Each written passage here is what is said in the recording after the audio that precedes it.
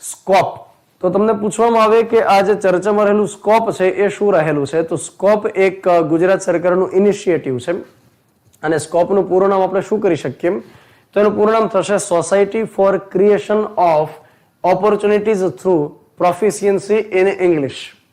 તો થોડું મતલબ જડબે સલાક નામ રહેલું છે, થોડી હિંમત રાખવાની જરૂર પડશે.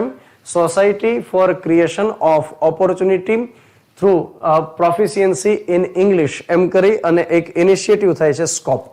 આનો મુખ્ય ઉદ્દેશ એ રહેલો છે કે ગુજરાતની અંદર વિદ્યાર્થીઓને ઇંગ્લિશ ભાષા શીખવાડવામાં આવે, ઇંગ્લિશ ભાષા વાંચી શકે, ઇંગ્લિશ ભાષા બોલી શકે, ઇંગ્લિશને સમજી પણ શકે. ગુજરાત સરકારનો ઉદ્દેશ એ રહેલો છે કે ઇંગ્લિશ જો આવડતું હશે તો એમને સ્કિલ માટે બેટર ઓપોર્ચ્યુનિટી રહેશે, એમને જોબ માટે બેટર ઓપોર્ચ્યુનિટી રહેશે. તો એના માટે અલગ અલગ સેન્ટર ઊભા કરવામાં આવે છે, સ્કોપ સેન્ટર જેને કહેવામાં આવે, તો એ ઊભા કરવામાં આવે છે. ત્યાં આગળ વિદ્યાર્થીઓ ટ્રેનિંગ લઈ શકે. અને મતલબ આ શું હોય છે કે સરકાર કેમ અત્યારે સીસીસી કમ્પ્યુટર માટેનો જે કોર્સ આવે છે એના માટે સેન્ટરને મંજૂરી આપે, ત્યાર પછી સેન્ટર શું કરશે? એને ટ્રેનિંગ આપશે, કમ્પ્યુટરનું બેઝિક એને જ્ઞાન આપશે અને ત્યાર પછી સર્ટિફિકેટ આપશે કે હા મેં સીસીસી નો કોર્સ કર્યો છે. એ પ્રકારે સેમ વે સ્કોપ માટેના સેન્ટર હશે, અલગ અલગ જગ્યાએ ઊભા કરવામાં આવશે. શાળામાં હોય, સ્કૂલમાં, શાળામાં હોય, કોલેજમાં હોય કે કોઈ પ્રાઇવેટ રીતે કોઈ સેન્ટર ઊભું કરશે સ્કોપ માટેનું. અત્યારે પ્રક્રિયા ઓલરેડી શરૂ છે, એવું નથી કે હમણાં જ યોજના લઈને આવ્યા, પરંતુ આ ગુજરાત સરકારે હમણાંનો પ્રચાર કર્યો છે એટલા માટે આપણે કરંટમાં લીધું છે.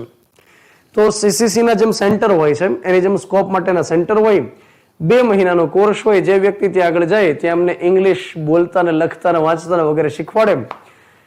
જોકે આ થોડા કૌભાંડ હોય છે, કોઈ એવી રીતે શીખવાડતા નથી, બસ એ 2 મહિનાનું ત્યાં આગળ થાય ટાઈમ એટલે એને સર્ટિફિકેટ આપી દેતા હોય અને એ જે વ્યક્તિ શીખ્યો એના માટે થઈ અને સરકાર જે તે સેન્ટરને પૈસા આપતા હોય છે કે હા તમે બાળકોને ઇંગ્લિશ બોલતા શીખવાડ્યું એટલે તમને પૈસા આપી દઈએ. તો કોઈ કોર્સ કર્યા વગર અમને સર્ટિફિકેટ પણ દઈ દેતા હોય.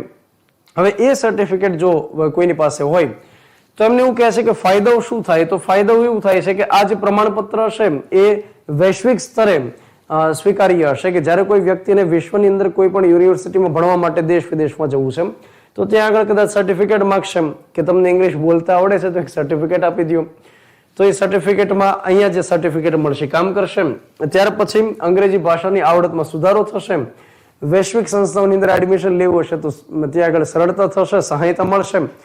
તો આ પ્રકારે સ્કોપ માટેનો ઉદ્દેશ રહેલો છે. બહુ એકદમ દેશી ભાષામાં કે સ્કોપનું પહેલા તો પૂરું નામ શું થાય? તો એનું પૂરું નામ થશે society for creation of opportunity through proficiency in English. ત્યાર પછી સ્કોપની પાછળનો ઉદ્દેશ શું? તો કે વિદ્યાર્થીઓને ઇંગ્લિશ બોલતા લખતા કે કંઈક સમજતા શીખવાડવું અને એની મદદથી એક પ્રમાણપત્ર આપી દેવાનું 2 મહિનાના કોર્સના અંત. એ પ્રમાણપત્રની મદદથી એને વિશ્વની કોઈ પણ સંસ્થામાં મદદ મળશે. આ એની પાછળનો ઉદ્દેશ છે.